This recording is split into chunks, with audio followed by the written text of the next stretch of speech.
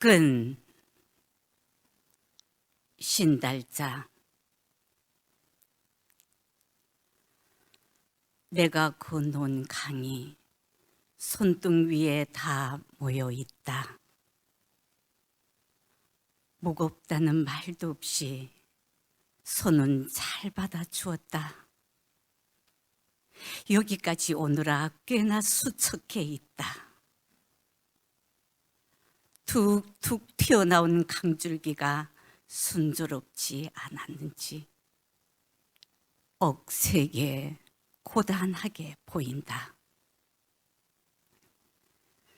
허겁지겁 건너오느라 강의 성도 이름도 몰라 우두커니 쳐다보기만 하는데 뭐 이름을 알아 무엇하냐며 손사래를 치는 것인지 퍼런 심줄 줄기가 거칠게 건들고 보인다. 그 강의 이름을 그냥 끈이라 하자. 날 놓지 못하고 교인 내 손등까지 따라와 소리 없이 내가 걷는 세월의 줄을 홀쳐매고 있으니 자잘한 잔물결이 손등 전체에 퍼져 내가 아무리 떨쳐버리려 해도 세월의 주름은 더 깊게 내 손을 부여잡고 있다. 그 세월, 소나기 힘이 장난 아니어서 아예 잠 못 드는 밤 발베개를 하고 그 강줄기들과 함께 흐르려 한다.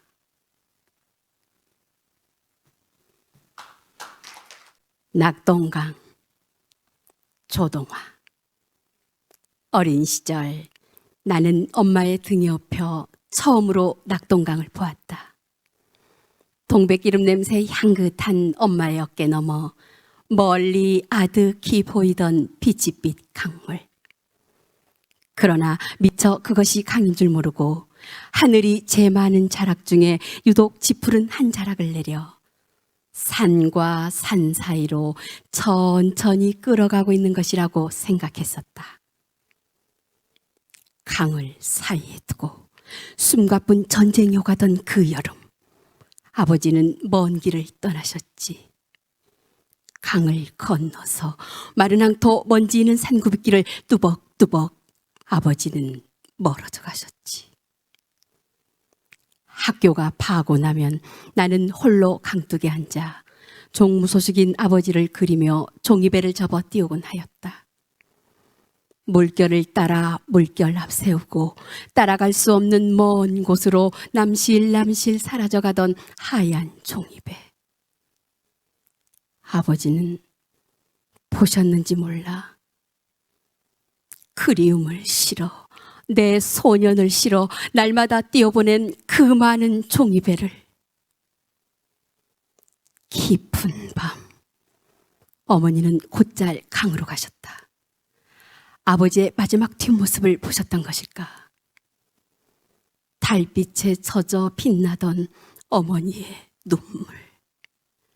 꼭 어디론가 훌쩍 떠나가실 것만 같은 예감에 몰래 어머니의 뒤를 밟아온 나는 또한 소리 없이 울었다. 무성한 갈대숲에 몸을 숨긴 채. 오래 응석바지 손주에 든든한 우리셨던 할아버지. 당신께서는 생전에 즐겨 자주 난을 치셨지. 눈부신 화선지 위에 늘 알맞게 휘어져 있던 묵난이파리. 이제 나는 알겠네. 흰 달빛 아래 아득한 모래벌이 한 장 화선지로 깔리는 이 밤. 비로소 고개 끄덕이며 알아보겠네. 먼 산굽이 휘어져 돌아가는 묵난이파리 하나. 한평생 휘어지고 또 휘어져서 마침내 아주 강물에 포개진 할아버지 그 문난을. 아침나절 나는 어린 것의 손을 잡고 산에 올라 낙동강을 보았다. 첩첩한 산기슭을 돌고 돌아서 아스라이 굽이치는 수눈빛 먼 강물. 흰 두루마기 입은 할아버지의 뒤를 소복한 어머니도 따라가고 있었다. 오, 얼마나 아프고 소중한 인연의 모습이랴. 나는 문득 어린 것을 무등 태우고 오래오래 먼 강물을 가리켜 보였다.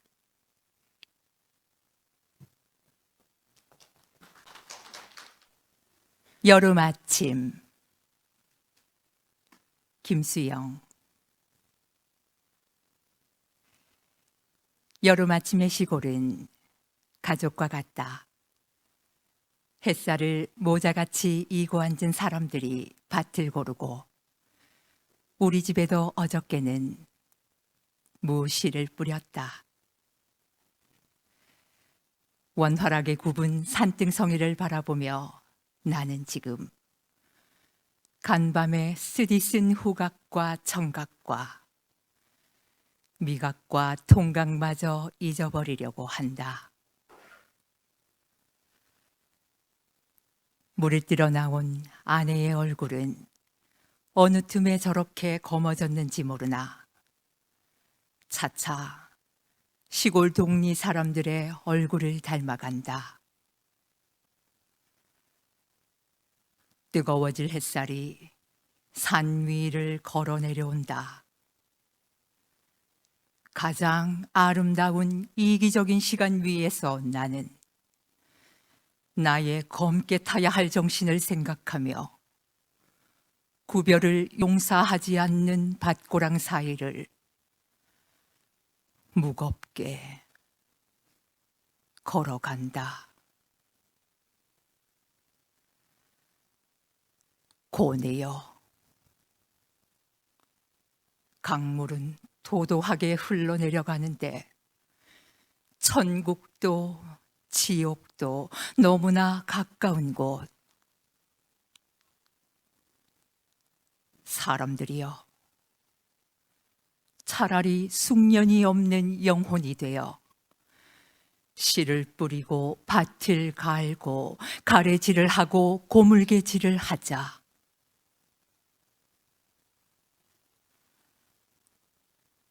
여름 아침에는 자비로운 하늘이 무수한 우리들의 사진을 찍으리라. 단 한 장의 사진을 찍으리라.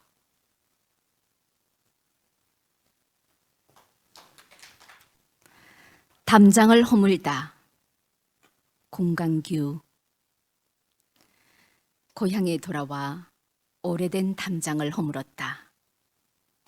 기울어진 담을 무너뜨리고 삐걱거리는 대문을 떼어냈다. 담장 없는 집이 되었다. 눈이 시원해졌다. 우선 텃밭 600평이 정원으로 들어오고 텃밭 아래 사는 100살 된 느티나무가 아래 둥지째 들어왔다. 느티나무가 그늘 수십 평과 까치집 3채를 가지고 들어왔다. 나뭇가지에 매달린 벌레와 새소리가 들어오고 잎사귀들이 사귀는 소리가 어머니 무릎에서 듣던 마른 귀지 소리를 내며 들어왔다. 하루 낮에는 노루가, 이틀 저녁엔 연이어 멧돼지가 마당을 가로질러 갔다. 겨울에는 토끼가 먹이를 구하러 내려와 방콩 같은 똥을 싸고 갈 것이다. 풍년초꽃이 하얗게 덮인 언덕에 과수원과 연못도 들어왔는데 연못에 담긴 연꽃과 구름과 해와 별들이 내 소유라는 생각에 뿌듯하였다. 미루나무 수십 그루가 줄지어 서 있는 금강으로 흘러가는 냇물과 냇물이 좌우로 거느린 논 수십만 마지기와 들판을 가로지르는 외삼면 무량 사로 가는 국도와 국도를 기어다니는 하루 수백 대의 자동차가 들어왔다. 사방 푸른빛이 흘러내리는 월산과 청태산까지 나의 소유가 되었다. 마루에 올랐으면 보령 땅에서 솟아오른 오서산 봉우리가 가물가물 보이는데 나중에 보령의 영주와 막걸리 마시며 소유권을 다퉈볼 참이다. 오서산을 내놓기 싫으면 딸이라도 내놓으라고 협박할 생각이다. 그것도 안 들어주면 하늘에 울타리를 쳐서 보령 쪽으로 흘러가는 구름과 해와 달과 별과 은하수를 멈추게 할 것이다. 공시 가격 900만 원짜리 기울어가는 시골억집 담장을 허물고 나서 나는 큰 고을 영주가 되었다.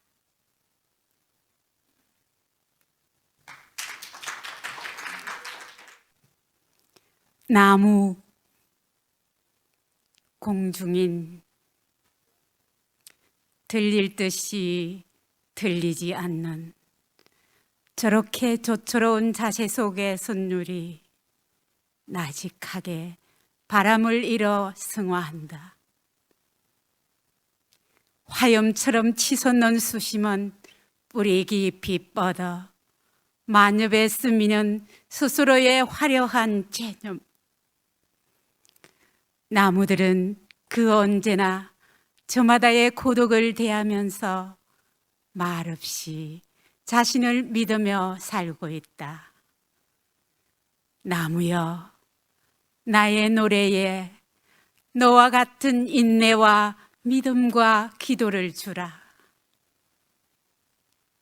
바람의 애무에 적시우면서 하늘 지향하는 새들의 휴식을 노을빛 속에 초대하여 저무는 이 우람한 협주의 여울.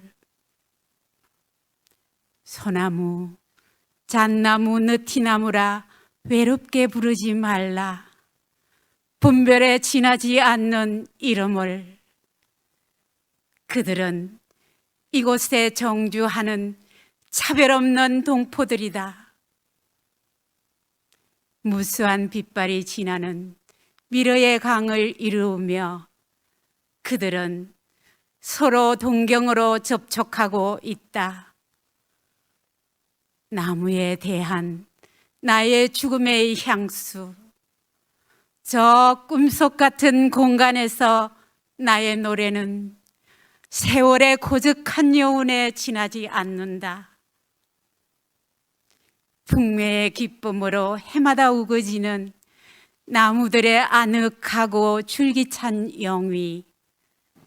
그들은 이 지상에서 가장 성스러운 존재를 의미하는지도 모른다. 인간이 자랑하는 시보다 아름다운 그들의 그윽한 오후의 대화들이 오늘 여름을 불러 가지마다 더욱 푸르다. 우리들이 제멋대로 이름한 나무와 나무, 하늘의 침묵처럼 슬기로운 그의 계시. 나무는 정녕 신의 이름인지도 모른다. 네.